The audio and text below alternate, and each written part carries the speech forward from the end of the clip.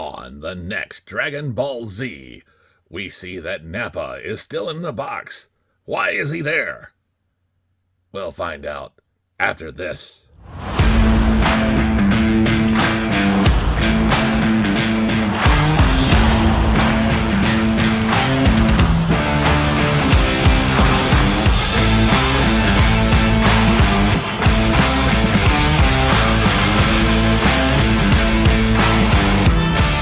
Hey, fellow collectors, today we'll be talking about Dragon Ball Super, Dragon Star Series Nappa. And we can see this is the figure from the first set of Dragon Ball Z that came out when Goku was just learning about who he was and his heritage. And on the back we can see Vegeta and Nappa here. On the side we can see I got it at Ross and for a decent price, and that we see the artwork of Nappa here. All right, let's get this guy out of the box and see how cool he is. Okay, now that we have this Saiyan out of his box, we can take a look at him, and he does come in the armor that he did have on in the show. We'll see that he does come with 3 hands. The first one is a left grabbing hand. The next is a right grabbing hand. And then we have the 2 fingers on a right hand. If we take a look at the background here, this actually came in the box. I decided, yeah, let's put him behind there. But now, as we look at the character himself, we can see he does have on his sensor that shows everybody's power. It's kind of cheating. But we have these shoulder pads that can rotate back to allow for upper movement or that. So it's a nice touch that they did that.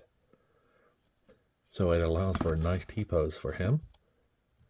And as we look at his arms, we just see he has these nice gauntlets, black and white with gold, or I'm sorry, yellow at the end. And his fists do allow 360 movement because he does have different hands. His arms can rotate around, and he does have a bicep swivel. His head can look up a little bit, but not much. Does do right and left pretty good, though. So it'd be hard for him to fly, because he'd have to really fly like that. That's kind of silly.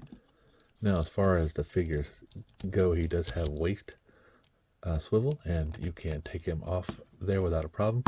The issue is that this bend here fits in there nicely and has this ridge. So anytime you rotate him around, it will come off. But don't worry, you can just snap it back in. You can, believe me, it has happened before. All right, now we got him back in shape. We can take a look at the legs. Now the legs are constricted because of this outfit. It is not a soft rubber, it's a hard rubber. It doesn't break like this part, so you can get his legs out to that far. Now forward and back, you can get him out a little bit further to do that, but he does have a nice swivel here at the top and a double bend knee, and his ankle does rotate around. There is no ankle boot rotation. So overall, pretty nice figure. I've been waiting for this guy for a while. All right, so if we get a look, we see this figure comes in at the, what is that, 6 3/4 figures. So that means he will fit in nicely with the Marvel Legends and the G.I. Joe series.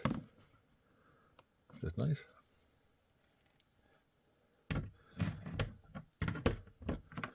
And that means he will be just a little smaller than a McFarlane figure.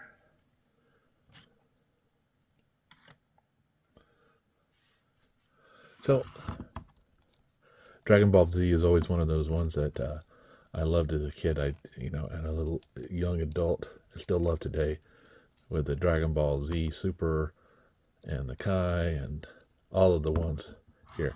So if you're a fan of the series, you can see that, like I say, I got this at Ross.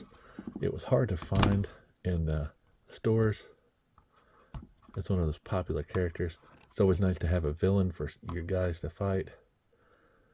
And definitely, this guy was one of the first ones that Goku fought before he had his Super Saiyan gold, yellow, and all the colors of the rainbow.